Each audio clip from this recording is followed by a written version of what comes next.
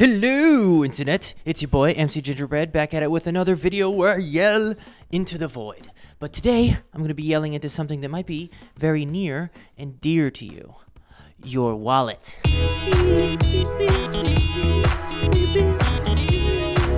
Anyway, today I definitely want to talk about the PS5 Pro and how it is a huge waste of money. But first, I definitely want to say hello to all the new subscribers. Thank you so much for subscribing. You guys are awesome. And I hope you enjoy me, yelling into the void, because that's what I do a lot. So, anyways, recently, the Sony just revealed their new upgraded version of the PS5 Pro, and the buzz around it is not really flattering. Why, you may ask? Well, it's because the cost of this upgraded console is just way too much. At a $700 pricing point, that is just too much to ask for pretty much any entertainment device while having some of the worst inflation in the US history since the Great Depression. Now, what's worse about the price is that it's not really even worth it. The console upgrades, while nice, are almost impossible to notice the difference on an average television. And to really take advantage of all of those upgrades, you have to already own a bunch of really high-end devices, like a 4K TV with variable refresh rates, a Wi-Fi router with Wi-Fi 7 technology, and now, if all of that sounds like a bunch of fancy words and you're considering the PS5 Pro, don't, because the upgrades will not benefit you. If you don't know what that stuff is, you're not going to utilize the benefits of the PS5 Pro. It just doesn't matter. Now, Sony hasn't even released the actual specs of the PS5 Pro console, and I really don't think it's in anyone's best interest to trust them. And if you want to spend $700 on a high-end gaming console, just buy a PC.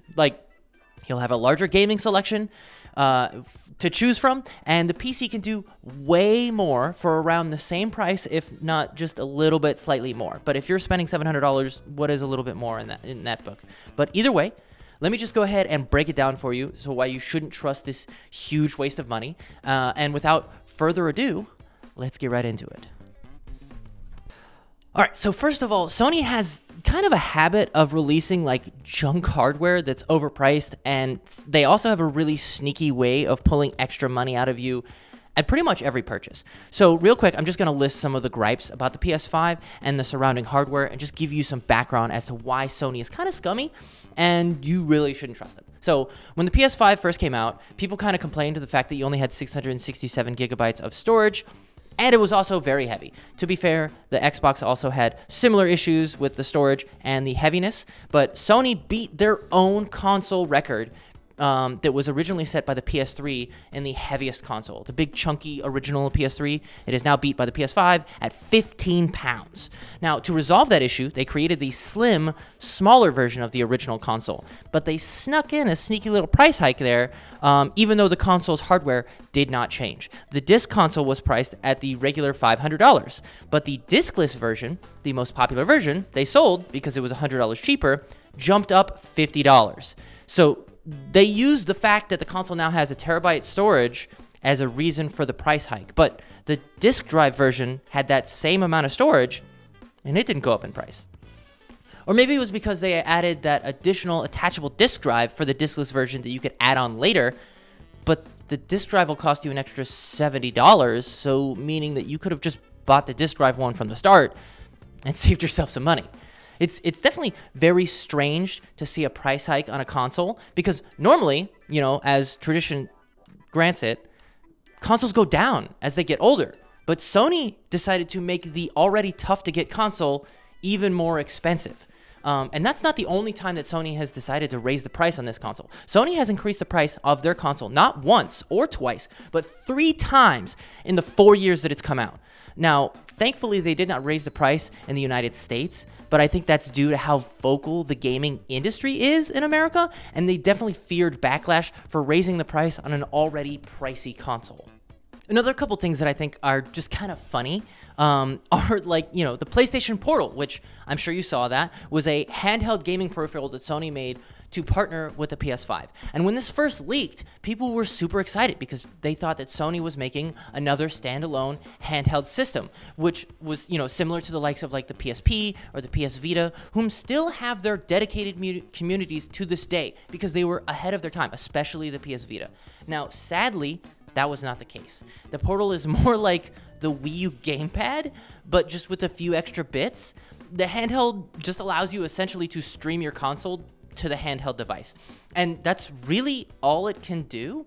Like, you can't access Sony's cloud streaming service with it, which sounds like something that it should literally have, because that's like the ideal thing for it.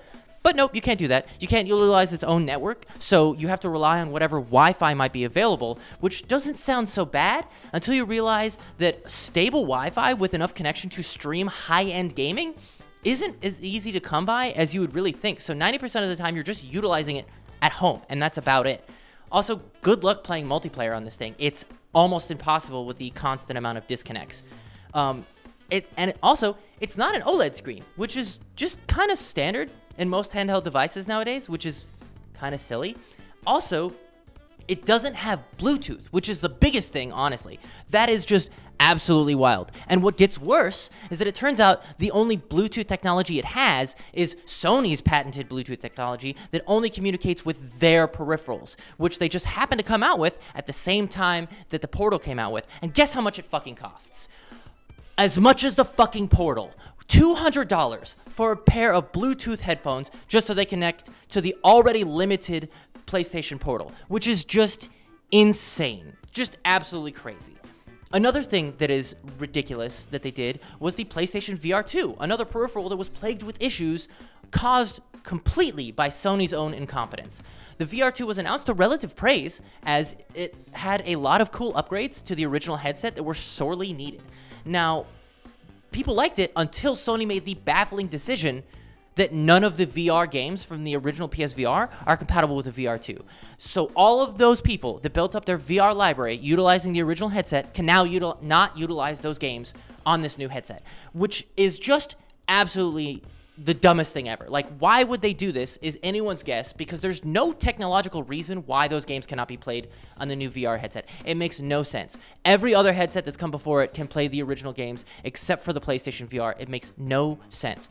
Another thing that made the VR 2 a dead console was the price. The fact that it was a whopping $550, which is more expensive than the console itself, meaning that you would have to spend over $1,000 just to play this VR headset in the first place with almost no games to play on it. So why would anyone buy it? And that's exactly what happened. Since the launch, Sony has only announced the sales for the first month of the VR 2, and then after that, they've completely shut down. They've not talked about it at all, and they've actually halted production of it as they already have a surplus of them, and with the lack of titles and interest in the headset, it's not selling. No one's buying it. It's just sitting on shelves, which, duh, you caused this. All right, let's finally talk about the PS5 Pro. What really is the big deal with this console? Seinfeld or whatever. Sony tells us that the console GPU can output 67 more units than the original console with a 28% faster memory, meaning that it could render at 45% faster than the original console. Pay attention to the word can in there. Can is definitely a big qualifier. I don't really see how that's definitely going to be possible with the fact that the hard drive is still the same hard drive from before, which will mean that it'll probably bottleneck the console's rendering speeds, but either way, it does come with a 2 terabyte hard drive, which is nice, but you can also buy a 2 terabyte hard drive and slap it into your original PS5 for about $100 to $120, which is much cheaper than buying a whole new console at $700. Now, it's supposed to give you a better performing console that can actually output at 4K resolution at 60 frames per second with ray tracing and upscaling. Now, just so you know, the human eye can't really tell the difference between 2K and 4K until you get to about a 55-inch screen TV because the pixels are just too dense. It's really hard to see. So if you're playing on anything smaller than a 55-inch, don't bother buying this. You're not going to see the difference. There's no reason for you to buy it. They also mentioned in the future that they can get up to 120 frames per second or even output at 8K resolution, which, first of all, it currently does not do. And there is no timeline for when those things are actually going to be done. So that's essentially an empty promise. It could do that, perhaps. But even if they did, who owns a TV with a variable refresh rate? Go ahead and stop right now. Just pause the video. Go find out how many frames your television can put out. Probably 60, right? Well, as a person that worked at an electronics store, I can tell you that most televisions normally put out at about 30 frames per second, or 29.97 to be exact.